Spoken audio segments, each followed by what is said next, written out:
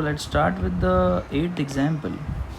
And it is said here, a block hangs from a string wrapped on a disc of radius 20 centimeter. So this is a disc and a string is wrapped over it, while from the other end of the string a block is being suspended which is going down, so the disc can rotate. The axis of the disc is fixed, so you can consider it like a pulley which is fixed and it is rotating. So the radius is 20 centimeter.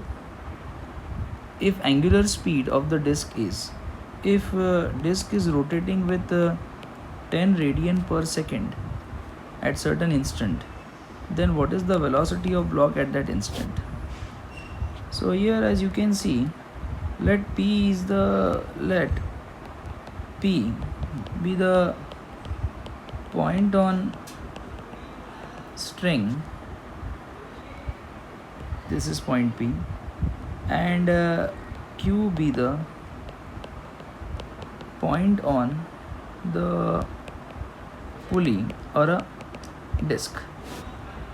So as both the points are in contact, so as there is no slipping, it means the string is going down and the pulley is rotating.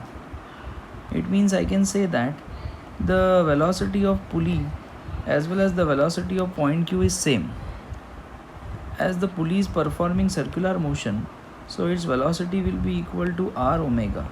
So velocity of point P on the string will be equal to r into omega.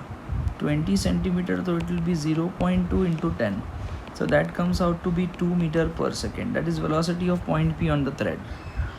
While whatever the thread is having velocity, the same velocity is will possess by the block.